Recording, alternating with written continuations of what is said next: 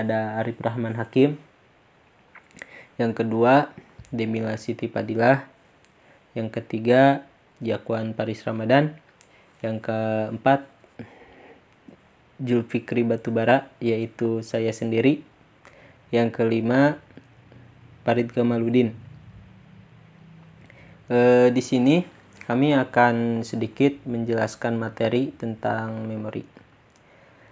Jadi rekan-rekan, kita pasti mendapatkan sebuah informasi sehari-hari, baik informasi yang didapatkan secara langsung ataupun tidak langsung. Informasi ini akan tersimpan dalam memori kita, tapi ada juga informasi yang memang tidak tersimpan ataupun hilang begitu saja. Oleh sebab itu, kami sudah membagi beberapa bahasan mengenai materi memori ini. Di antaranya, yang pertama, definisi memori yang akan sedikit dipaparkan oleh saya. Yang kedua, 3 tahap memori yang akan dipaparkan oleh saudara Farid. Yang ketiga, jenis-jenis memori yang akan dipaparkan oleh saudara Jakwan. Yang keempat, mekanisme memori yang akan dipaparkan oleh saudara Arif. Dan yang kelima, alasan timbul ataupun hilangnya ingatan mengenai informasi yang akan dijelaskan oleh Demila. Oke, langsung saja teman-teman ya. Yang pertama, mengenai definisi memori.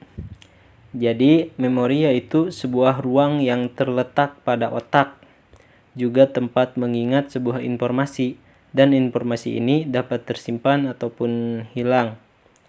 Menurut Erfuni dalam artikelnya, memori memiliki ingatan yang berkapasitas serta kemampuannya besar dalam mengingat. Menurutnya, memori dapat mengingat bergantung kepada kita banyak mengingat hal-hal apa. Mungkin ini yang dapat saya sampaikan. Selanjutnya, pada bab selanjutnya membicarakan tentang metode dalam meneliti memori. Pada bab ini ada 6 metode dalam meneliti memori menurut Abu Hamadi dalam bukunya Psikologi. Di antaranya 1. Metode mempelajari, the learning method. Metode ini merupakan metode untuk menyelidiki kemampuan ingatan dengan cara melihat sampai sejauh mana waktu yang diperlukan atau usaha yang dijalankan oleh subjek untuk dapat menguasai materi yang dipelajari dengan baik. Misalnya dapat menimbulkan kembali materi tersebut tanpa kesalahan. Misalnya seseorang disuruh mempelajari suatu syair dan seseorang itu harus dapat menimbulkan kembali syair itu tanpa ada kesalahan.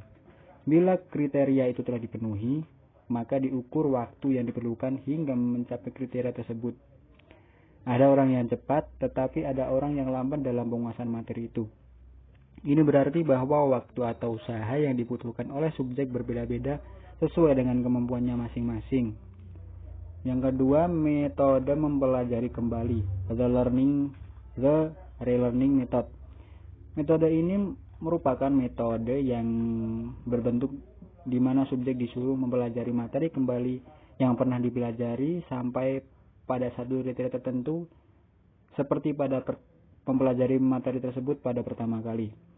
Dalam relearning, ternyata untuk mempelajari yang kedua kalinya materi yang sama membutuhkan waktu yang relatif lebih singkat daripada waktu yang diperlukan untuk mempelajari pertama kali sampai pada suatu kriteria tertentu. Untuk mempelajari yang ketiga kalinya membutuhkan waktu yang relatif lebih pendek bila dibandingkan dengan waktu yang digunakan untuk mempelajari yang kedua ataupun yang pertama kali. Makin sering dipelajari materi tersebut, waktu yang dibutuhkan semakin pendek. Ini berarti bahwa pada relearning ada waktu yang dihemat atau disimpan. Karena itu metode ini sering disebut saving method. Jadi misalnya untuk mempelajari suatu syair sampai hafal betul syair tersebut, menimbul waktu jadi 10 menit. Kemudian dalam mempelajari yang kedua kalinya sampai kriteria yang sama hanya dibutuhkan waktu 8 menit. Dari kejadian ini dapat dikatakan bahwa ada 2 menit yang dihemat atau disimpan, dan ini menunjukkan bahwa ada bagian dari materi tersebut yang betul-betul dapat diingat dengan baik dan tidak perlu dipelajari lagi. Dan yang ketiga, metode rekonstruksi. Metode ini merupakan metode yang berbentuk di mana subjek disuruh mengkonstruksi kembali sesuatu materi yang diberikan kepadanya. Dalam mengkonstruksi ini dapat diketahui waktu yang digunakan, kesalahan-kesalahan yang diperbuat sampai pada kriteria tertentu. Misalnya pada subjek diperlihatkan gambar yang dapat dipisah-pisahkan satu dengan yang lain. Sesudah itu gambar diperlihatkan kepada subjek, maka gambar tersebut dibongkar dan subjek disuruh untuk mengkonstruksi kembali seperti keadaan gambar semula. Dan yang keempat, metode mengenal kembali. Metode ini digunakan untuk mengambil bentuk dengan cara pengenalan kembali. Subjek disuruh mempelajari suatu materi, kemudian diberikan materi untuk mengetahui sampai sejauh mana yang dapat diingat dengan bentuk pilihan benar salah atau dengan pilihan ganda. Yang kelima, metode mengingat kembali. Metode ini ialah mengambil bentuk subjek disuruh mengingat kembali apa yang telah dipelajarinya. Misalnya dengan membuat karangan atau dengan cara mengisi seperti ujian yang berbentuk esai. Dan yang terakhir, yang keenam, metode asosiasi berpasangan. Metode ini mengambil bentuk subjek disuruh mempelajari materi secara berpasang-pasangan.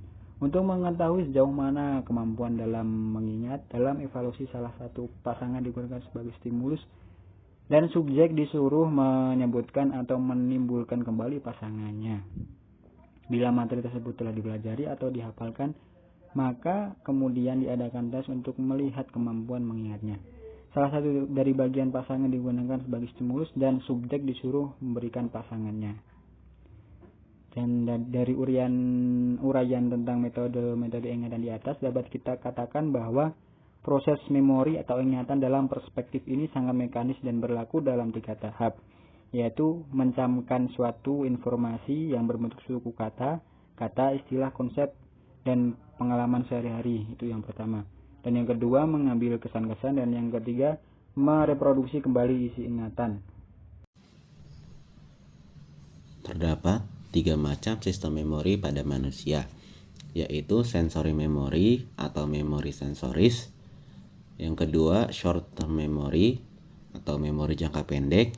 Dan yang terakhir, long term memory atau memori jangka panjang. Sensory memory yang pertama. Memori ini bersifat sementara dan jangka waktunya sangat pendek.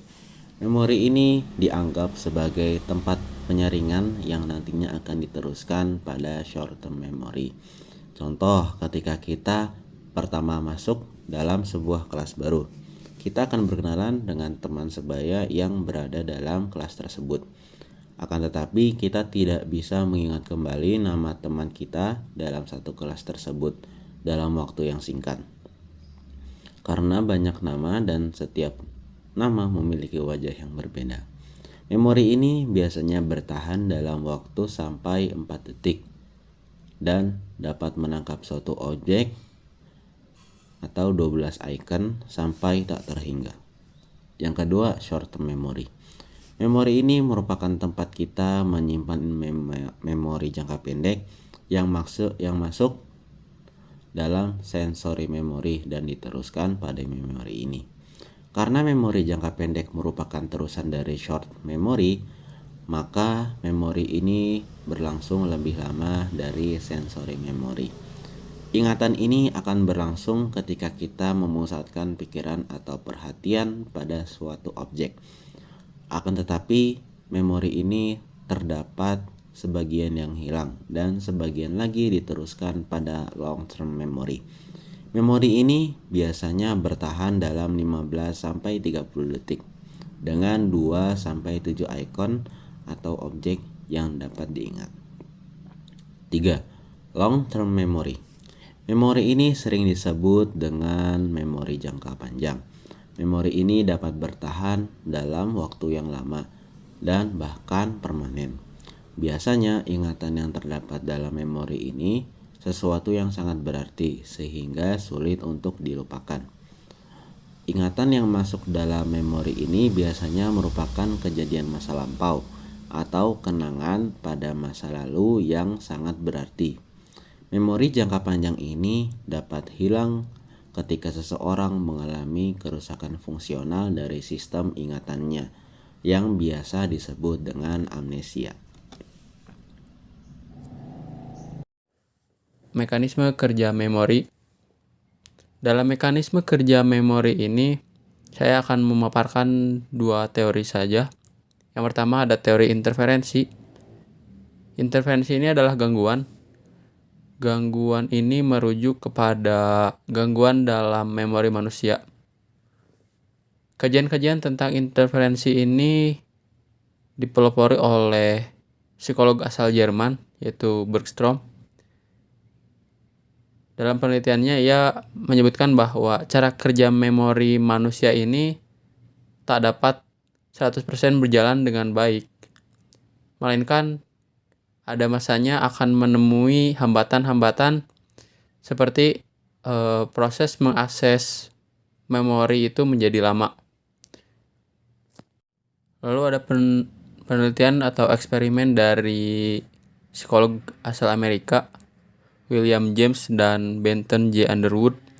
Mereka bereksperimen bahwa semakin banyak mengingat memori serupa, maka semakin lemah kemampuan mengingat dan mengontrol memori-memori tersebut.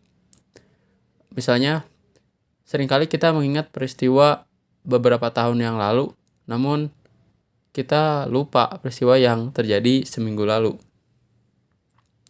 Adapun konsep dasar dari teori interferensi ini adalah memori yang tersimpan utuh tetapi tidak dapat diambil terjadi karena adanya persaingan yang diciptakan oleh informasi yang baru diperoleh. Artinya bahwa interferensi memori dapat terjadi karena gangguan yang disebabkan memori baru terhadap memori lama. Maka secara umum kita dapat melihat dua jenis hambatan memori atau gangguan memori yang dikenal dengan proaktif interferensi dan retroaktif interferensi. Proaktif interferensi adalah gangguan yang dapat terjadi ketika memori lama mengganggu keberadaan memori baru.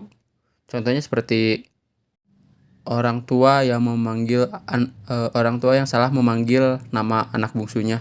Jadi misalnya dia memiliki anak 2 dan ketika ingin memanggil anak bungsunya, si orang tua ini malah memanggil anak yang pertama. Atau misalnya ketika saya memiliki kebiasaan membuka Facebook, lalu saya memiliki niatan untuk membuka IG. Nah, ketika saya ingin membuka IG ini, saya malah membuka Facebook.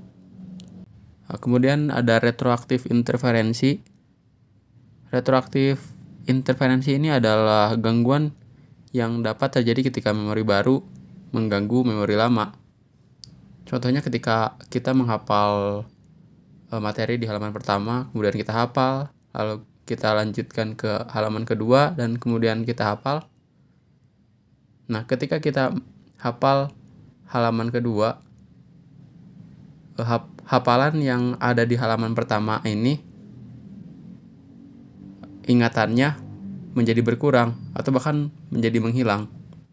Nah, sekarang ada teori yang kedua, yaitu teori pengolahan informasi.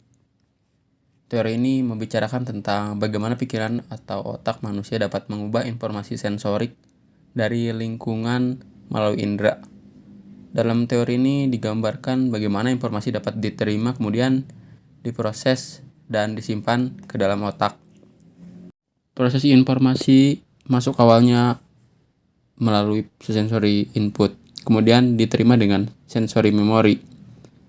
Dan informasi yang masuk ke dalam sensori kita atau panca indera kita itu banyak sekali, namun hanya informasi tertentu saja yang akan diproses lebih lanjut ke dalam memori sensori. Ketika ingin melanjutkan ke short term memory atau working memory, informasi yang mendapat perhatian lah yang akan masuk ke dalam working memory. Dan working memory ini adalah memori yang selalu dipakai oleh manusia dalam kesehariannya. Dalam working memory ini memiliki keterbatasan dari segi kapasitas dan durasi penyimpanannya. Dari durasi penyimpanannya, ia hanya mampu menyimpan informasi 20-30 detik saja. Setelah itu, informasi yang masuk bisa saja masuk ke long term memory atau informasi tersebut menghilang begitu saja. Dari sisi kapasitasnya, working memory ini hanya menampung 5-9 informasi saja. Lalu ketika kita ingin memasukkan informasi ini ke long term memory atau memori jangka panjang, kita harus melakukan pengulangan secara berlanjut. Informasi ini akan masuk ke memori jangka panjang atau long term memory ini. Dan ketika informasi yang ada di long term memory ini akan kita pakai, informasi yang dipakai ini akan masuk kembali ke working memory. Dan proses itu namanya adalah retrieval. Adapun cara agar informasi masuk ke long term memory adalah ketika kita menerima informasi di working memory, kita harus melakukan pengulangan. Maka dari working memory ini masuk ke long term memory. Dan long term memory ini memiliki kapasitas yang tak terbatas dan durasi penyimpanannya ini relatif lama, bahkan permanen sampai seumur hidup.